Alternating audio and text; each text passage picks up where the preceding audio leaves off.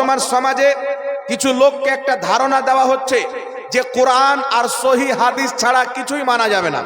কিয়ামতের সকাল পর্যন্ত এমন কোন কোরআন পাকের আয়াত, এমন কোন হাদিস কেউ পেশ করতে পারে না যে কোরআন আর সহি হাদিস ছাড়া কিছুই মানা যাবে না। যে কোরআন আর সহি হাদিস ছাড়া কিছুই মানবে না, সেই ব্যক্তিও মুসলমান হবে না। আর যেই ব্যক্তি কোরআন মানবে, হাদিস মানবে না, সেই ব্যক্তিও কিন্তু মুসলমান হবে না। ব্রাদার ইসলাম একটা ফিরকা বেরিয়েছে, যে ফিরকাটার নাম হলো আহলে কোরআন। তারা বলতে চায় যে কোরআন থাকতে আমরা হাদিস কেন মানবো? হাদিস তো মানুষ লিখেছে, এটা তো নবী পাক লেখেনি। এই হাদিস তো ইমাম বুখারী লিখেছেন, ইমাম মুসলিম লিখেছেন, ইমাম তিরমিজি লিখেছেন, আর কতগুণ রাবির মাধ্যমে এসছে।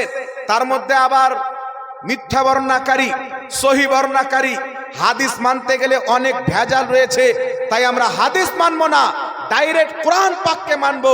এখন আপনারা বলেন বাবা, যারা শুধু কোরআনকে মানে, আহলে কোরআন যার ফিরকার নাম দিয়েছেন, তারা কি আপনাকে বলবে এই কোরআন হচ্ছে আল্লাহর কালাম? এমন কোন জিনিস রয়েছে যেটা আমার আল্লাহ বলেনি? আল্লাহ তো সব বলে দিয়েছেন। তো সব যখন কোরআন পাকে আছে, তো হাদিসের প্রয়োজন নাই। সুতরাং আমরা আহলে কোরআন, হাদিস আমরা মানবো না। বলেন নাউজুবিল্লাহ। তাহলে সেই ব্যক্তি কি মুসলমান থাকবে বাবা? তো তারও কাছে তো যুক্তি আছে হাদিস অস্বীকার করার। যেমন ভাবে বর্তমান কোরআন এবং হাদিসের নাম নিয়ে ইজমাকে অস্বীকার করে, কিয়াসকে অস্বীকার করে, তেমনি ভাবে যুক্তি দিয়ে আহলে কোরআন হাদিসকে অস্বীকার করে। তো আহলে কোরআনও জাহান্নামে যাবে, আর যারা শুধু কোরআন হাদিস মান্যকারী বলে তারাও জাহান্নামে যাবে। জান্নাতে কারা যাবে? যারা কোরআনও মানবে, হাদিসও মানবে, ইজমা এবং কিয়াসও মানবে। জোরে বলো সুবহানাল্লাহ। ইসলামের দলিল হলো চারটি: কোরআন, হাদিস, ইজমা, কিয়াস।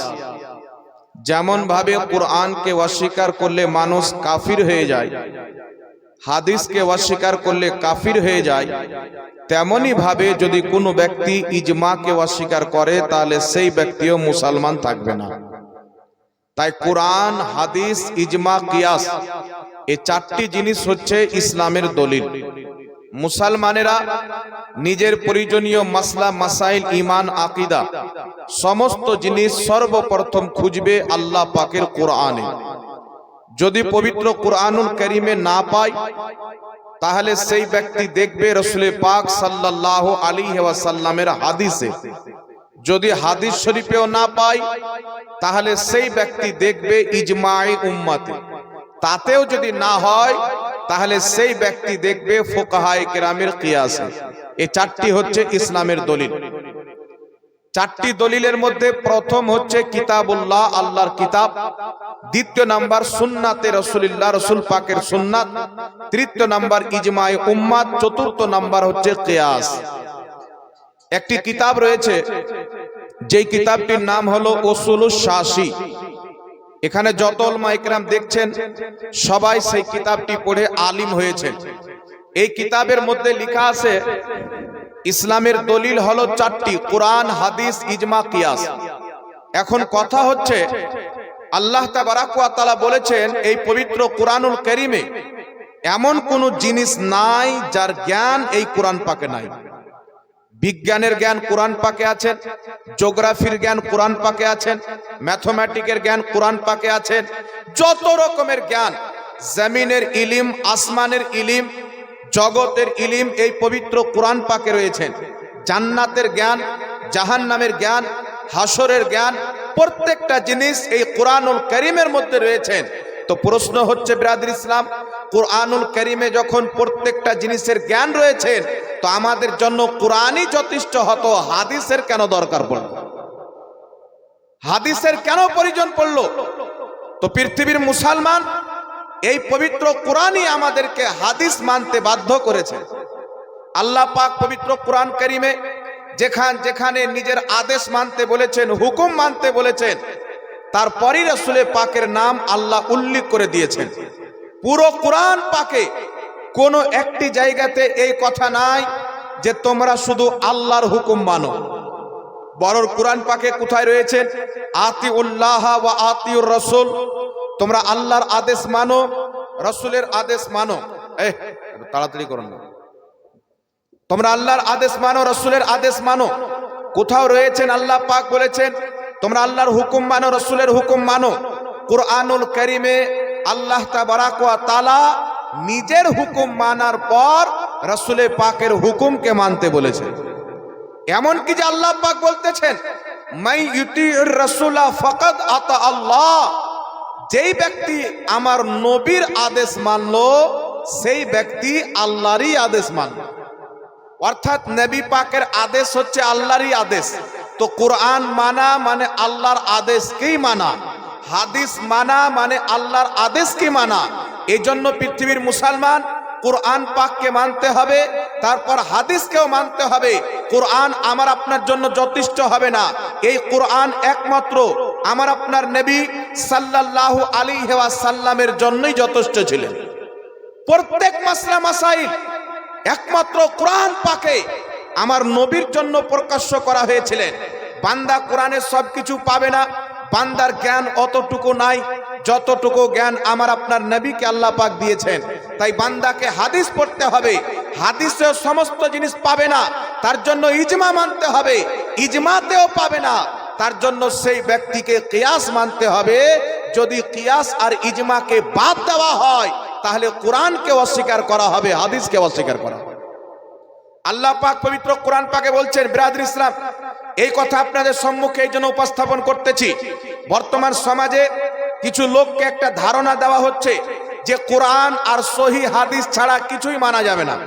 কিয়ামতের সকাল পর্যন্ত এমন কোন কোরআন পাকের আয়াত, এমন কোন হাদিস কেউ পেশ করতে পারে না যে কোরআন আর সহি হাদিস ছাড়া কিছুই মানা যাবে না। যে কোরআন আর সহি হাদিস ছাড়া কিছুই মানবে না সেই ব্যক্তিও মুসলমান হবে না, আর যেই ব্যক্তি কোরআন মানবে হাদিস মানবে না সেই ব্যক্তিও কিন্তু মুসলমান হবে না। বিরাদর ইসলাম একটা ফিরকা বেরিয়েছে, যে ফিরকাটার নাম হলো আহলে কোরআন। তারা বলতে চায় যে কোরআন থাকতে আমরা হাদিস কেন মানবো? হাদিস তো মানুষ লিখেছে, এটা তো নবী পাক লেখেনি। এই হাদিস তো ইমাম বুখারী লিখেছেন, ইমাম মুসলিম লিখেছেন, ইমাম তিরমিজি লিখেছেন, আর কতগুণ রাবির মাধ্যমে এসেছে।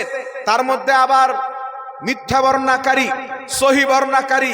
হাদিস মানতে গেলে অনেক ভেজাল রয়েছে, তাই আমরা হাদিস মানবো না, ডাইরেক্ট কোরআন পাককে মানবো। এখন আপনারা বলেন বাবা, যারা শুধু কোরআনকে মানে, আহলে কোরআন যার ফিরকার নাম দিয়েছেন, তারা কি আপনাকে বলবে এই কোরআন হচ্ছে আল্লাহর কালাম? এমন কোন জিনিস রয়েছে যেটা আমার আল্লাহ বলেনি? আল্লাহ তো সব বলে দিয়েছেন। তো সব যখন কোরআন পাকে আছে তো হাদিসের প্রয়োজন নাই, সুতরাং আমরা আহলে কোরআন, হাদিস আমরা মানবো না। বলেন নাউজুবিল্লাহ। তাহলে সেই ব্যক্তি কি মুসলমান থাকবে বাবা? তো তারও কাছে তো যুক্তি আছে হাদিস অস্বীকার করার। যেমন ভাবে বর্তমান কোরআন এবং হাদিসের নাম নিয়ে ইজমাকে অস্বীকার করে, কিয়াসকে অস্বীকার করে, তেমনি ভাবে যুক্তি দিয়ে আহলে কোরআন হাদিসকে অস্বীকার করে। তো আহলে কোরআনও জাহান্নামে যাবে, আর যারা শুধু কোরআন হাদিস মান্যকারী বলে তারাও জাহান্নামে যাবে। জান্নাতে কারা যাবে? যারা কোরআনও মানবে, হাদিসও মানবে, ইজমা এবং কিয়াসও মানবে। জোরে বলো সুবহানাল্লাহ। একটি আয়াত আপনাকে শোনাতে চাই বাবা। আমরা আহলে সুন্নাত ওয়াল জামাত যুগ যুগ থেকে মুসলমান। ইমামে আজম আবু হানিফা রাহমাতুল্লাহ আলাইহির কেউ মাযহাবকে মানে, কেউ ইমাম শাফির মাযহাবকে মানে, কেউ ইমাম মালিকির মাযহাবকে মানে, কেউ ইমাম আহমদ বিন হাম্বলের মাযহাবকে মানে। বর্তমান জামানাতে কিছু লোকের আকীদা হচ্ছে, তারা মানুষকে বলতে চায় কোরআন হাদিস থাকতে মাযহাব কেন মানবো? একটু গুরুত্ব দিয়ে লক্ষ্য করে শুনেন মুসলমান, নিজের ঈমানকে বাঁচাতে হবে, আকীদাকে বাঁচাতে হবে। নতুন নতুন ফিরকা মার্কেটে এসেছেন। যদি আমরা ইতিহাসকে দেখতে যাই, 1847-এর পূর্বে আল্লাহ পাকের ইজ্জতের কসম খেয়ে বলি, জালালিয়াতের কসম খেয়ে বলি, 1847-এর পূর্বে এইগুলো ফিরকার জমিনে কোনো অস্তিত্ব ছিল না। তাদের কোনো মাদ্রাসা ছিল না, তাদের কোনো মসজিদ ছিল না, কারণ তাদেরকে ইংরেজরা তৈরি করেছে মুসলমানকে ভাগ করার জন্য, ইসলামকে দুর্বল করার জন্য। আর যেই দলটি আমার আপনার নবীর যুগ থেকে 1450 বছর থেকে ধারাবাহিক ভাবে চলে এসেছেন। ওই দলটির নাম হচ্ছে আহলে সুন্নাত ওয়াল জামাত। খোদার ইজ্জতের কসম খেয়ে বলি, আজমিরের মঈনুদ্দিন চিশতি ইনিও সুন্নি ছিলেন, বাগদাদের আব্দুল কাদের জিলানী ইনিও সুন্নি ছিলেন, আর ইমামে আজম আবু হানিফা ইনিও সুন্নি মুসলমান ছিলেন। বল সুবহানাল্লাহ। এই জন্য পৃথিবীর মুসলমান যদি কোনো ফিরকা সঠিক হয়, 300 বছর পূর্বে তার অস্তিত্ব থাকবে, 500 বছর পূর্বে তার অস্তিত্ব থাকবে। এমন তো ব্যাপার নয় যে 400 বছর পূর্বে ইসলাম দুনিয়া থেকে মুছে গেছিল, 500 বছর পূর্বে মুছে গেছিল না। পৃথিবীর মুসলমান, আমার আপনার নবী বলতেছে কিয়ামত পর্যন্ত আমার উম্মতের একটি দল হক পথে থাকবে, তাদের ক্ষতি করতে চাওয়া হবে, তাদের মধ্যে ফিতনা সৃষ্টি করার চেষ্টা করা হবে, কিন্তু তাদের কোনো ক্ষতি করে তাদেরকে মিটাতে পারবে না। কিয়ামত পর্যন্ত তারা জিন্দা থাকবে, আর কিয়ামতের মাঠে আল্লাহ পাক তাদেরকে জান্নাতুল ফিরদাউস দান করবে। বলুন সুবহানাল্লাহ। একটু লক্ষ্য করে শুনেন আল্লাহ পাক কি বলতেছে। যদি কোনো ব্যক্তি বলে আমি কোরআন আর হাদিস ছাড়া কিছুই মানি না, সেই ব্যক্তি মুসলমান নয়। এটা আমি বলছি না, কোরআন বলছেন কি? আল্লাহ বলছেন ইয়া আইয়ুহাল্লাযীনা আমানু আতিউল্লাহ ওয়া আতিউর রাসূল ওয়া উলিল আমরি মিনকুম। আল্লাহ পাক বলছেন হে ঈমানদার বিশ্বাসীগণ, আতিউল্লাহ তোমরা আল্লাহর হুকুম মানো। আল্লাহর হুকুম কোরআন। ওয়া আতিউর রাসূল তোমরা রাসূলের হুকুম মানো। তো রাসূলের হুকুম হচ্ছে কোনটা? হাদিস। ওয়া উলিল আমরি মিনকুম, তৃতীয় নম্বর আল্লাহ পাক বলছেন উলিল আমরদের হুকুম মানো। এই উলিল আমরটাকে পূর্বের মুফাসসিরদের ব্যাখ্যাকে এখন আমি রাখতেছি, এখন আপনাকে বলতেছি আল্লাহ 3 শ্রেণীর ব্যক্তির হুকুম মানতে বললেন। নিজের একটা, দ্বিতীয় নম্বরে রাসূলুল্লাহ, তৃতীয় নম্বরে উলিল আমর। যেই ব্যক্তি বলল কোরআন হাদিস মানি, বাকি কিছু মানি না, সেই ব্যক্তি কোরআন হাদিস মানলো, আল্লাহ আল্লাহ রাসূলের আদেশকে মানলো, কিন্তু উলিল আমরকে বাদ দিয়ে দিল। তাহলে কোন ব্যক্তি যদি কোরআন পাকের একটা অংশকে বাদ দিয়ে দেয়, ঈমান থাকবে? এখানে উলামায়ে কেরাম আছেন, জিজ্ঞাসা করবেন কোন ব্যক্তি যদি কোরআন পাকের একটি জাবারকে অবিশ্বাস করে, একটি পেশকে অবিশ্বাস করে, একটা অক্ষরকে অবিশ্বাস করে, সেই ব্যক্তি কাফির হয়ে যাবে। কোরআন পাকের প্রত্যেকটা অক্ষরের উপরে, প্রত্যেকটা জাবার এবং জেরের প্রতি ঈমান আনা প্রত্যেক মুসলমানের প্রতি আল্লাহ জরুরি করে দিয়েছেন।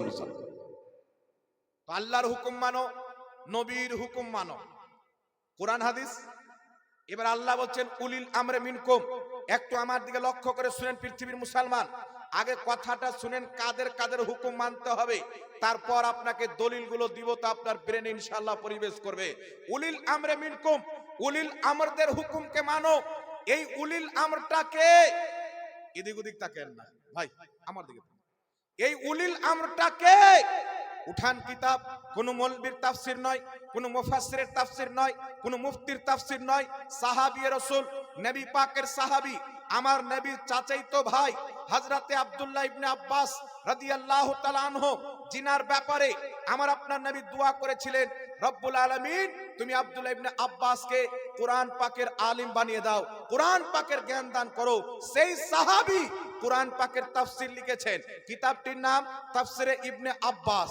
এই কিতাবের মধ্যে সাইয়্যিদনা আব্দুল্লাহ ইবনে আব্বাস রাদিয়াল্লাহু তাআলা আনহু উলিল আমরে মিনকুমের ব্যাখ্যা করতে গিয়ে বলতেছেন, ক্বাল আল্লাহু তাআলা আযজা ওয়া জাল্লা, আল্লাহ পাকের বাণী কোরআন পাকে রয়েছে উলিল আমরে মিনকুম, উলিল আমরদের আদেশকে মানো। এর অর্থ কি?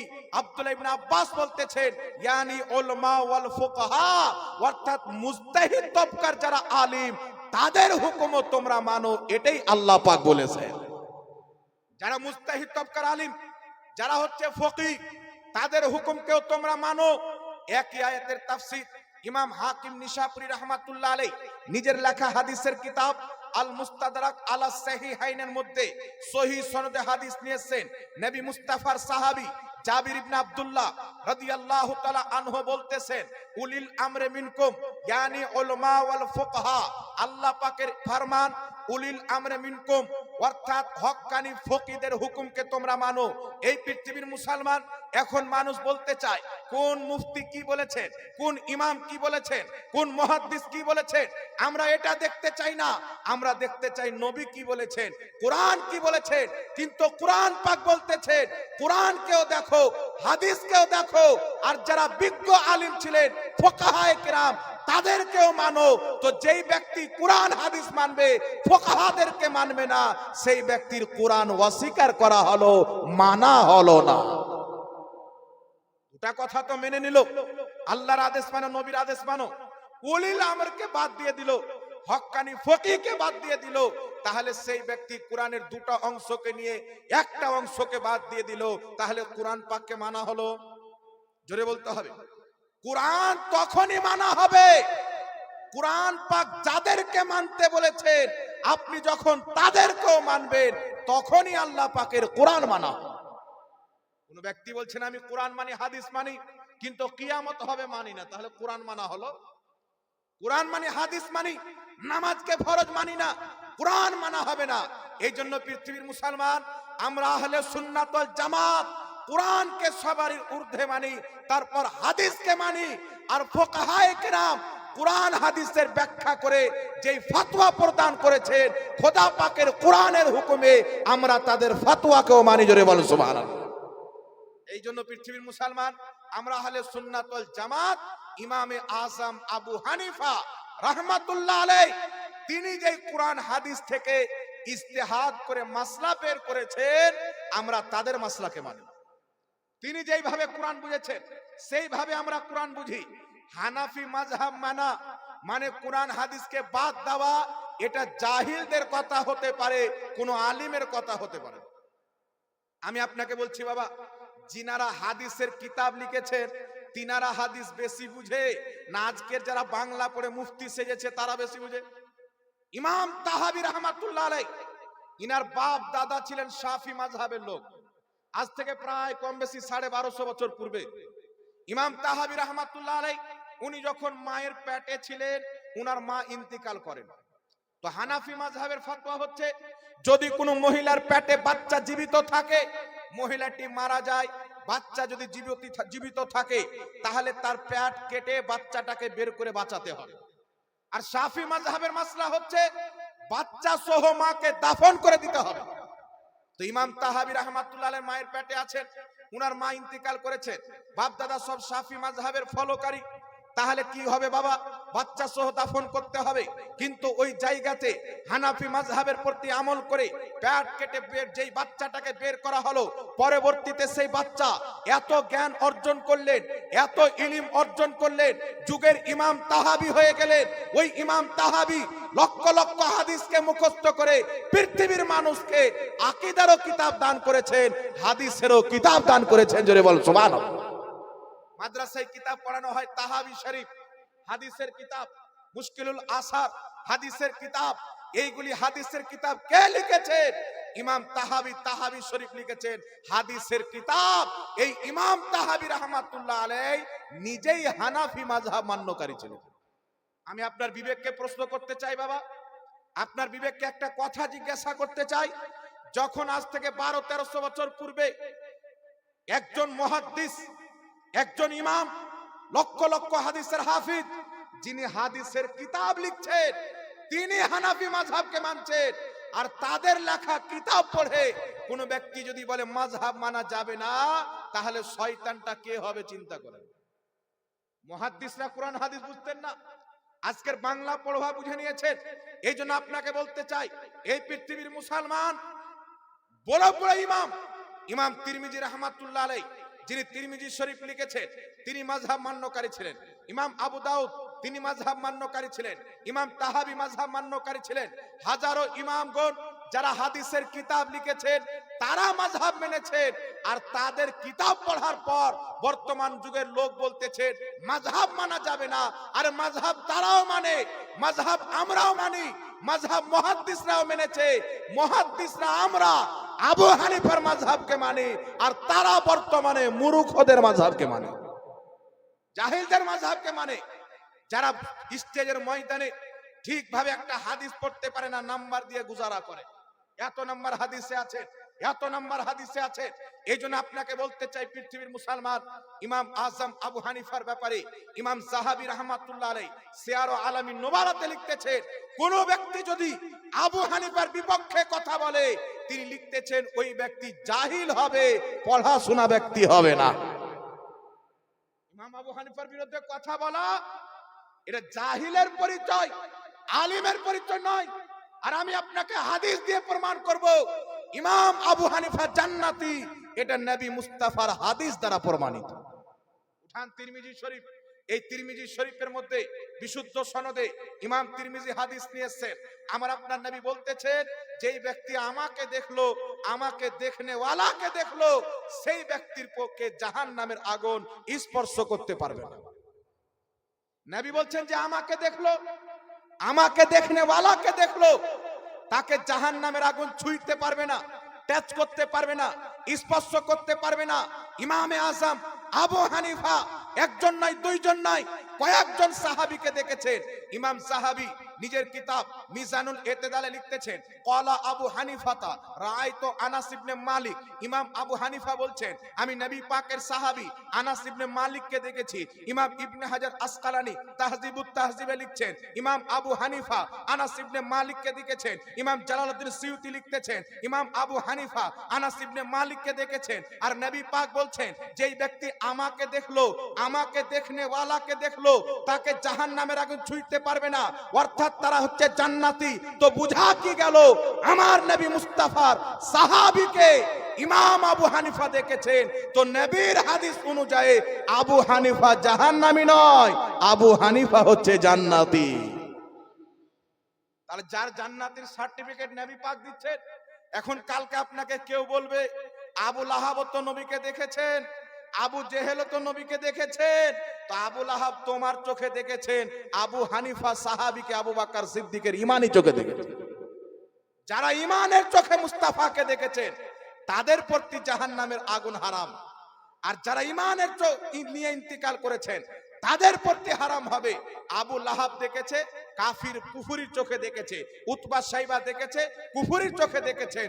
আবু বকর সিদ্দিক দেখেছেন, ঈমানের চোখে দেখেছেন। উমর ফারুক দেখেছেন, ঈমানের চোখে দেখেছেন। আর কুফরির চোখে দেখলে জাহান্নাম হারাম হয় না। যারা ঈমানের চোখে দেখেছেন, আল্লাহ তাদের প্রতি জাহান্নাম হারাম করে দিয়েছে। এখানে আপনার বিবেক একটা উত্তর দিবে যে রাসূল পাকের হাদিস মোতাবেক আবু হানিফা হচ্ছে জান্নাতি। তাহলে আমি যদি একজন জান্নাতের মাসলাকে ফলো করি, তো আমি কি করে জাহান্নামে যাব?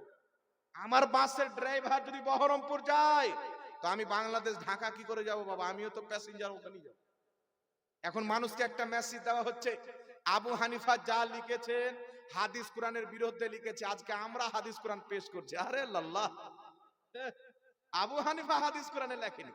যে আবু হানিফা ডাইরেক্ট নবী মুস্তাফা সাহাবাকে দেখেছে, যে আবু হানিফা 150 হিজরিতে ইন্তিকাল করেছেন, ওই ইমাম আবু হানিফা হাদিস বেশি বুঝতেন না, তুমি বেশি হাদিস বুঝছো।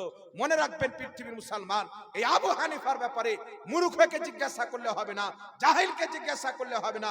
জিজ্ঞাসা করেন বিশ্ববিখ্যাত ফকিহ, বিশ্ববিখ্যাত মুস্তাহিদ ইমাম শাফি রাহমাতুল্লাহ আলাইহি বলতেছেন, আবু হানিফাকে আল্লাহ এত জ্ঞান দান করেছেন কোরআন হাদিস বুঝার দিক দিয়ে, আমি ইমাম শাফি আমরা সবাই আবু হানিফার শিষ্য। বলছেন যে আবু হানিফার সামনে জ্ঞানের দিক দিয়ে আমরা তিনার শিষ্যর মতো। আর আজকে পাতলা পায়খানা হাগনেওয়ালা মৌলবি বলছে আবু হানিফা হাদিস কোরআন জানতেন। কে বলছে 3টা হাদিস জানতেন। এটা কথা কোথাও রাখে বাবা? যিনি সাহাবীকে দেখেছেন, সাহাবার যুগ পেয়েছেন, ওই আবু হানিফার ব্যাপারে বলছে 3টা হাদিস। বলছে কোথায় লেখা আছে? বলছে তারিখ ইবনে খালদুনের মধ্যে লিখেছেন আবু হানিফা 3টা হাদিস জানতেন। এই বিরাদর ইসলাম, আজকে আমি বক্তব্য দিচ্ছি, কালকে কেউ বলবে ভালো লেগেছে, দলিল দিয়ে দিয়েছেন, আর কেউ গালি দিবে। তাহলে গালি দেওয়াটা শুনে 2 বছর পর যদি বলে যে জাহাঙ্গীর একটা খারাপ লোক ছিল, অমুক লোক বর্ণনা করেছে, তো আবু হানিফারও তো দুশমন ওই যুগে ছিল। আবু হানিফা থেকে জ্বলনেওয়ালাও ছিল, তারা লিখেছে আবু হানিফা 3টা হাদিস জানতেন।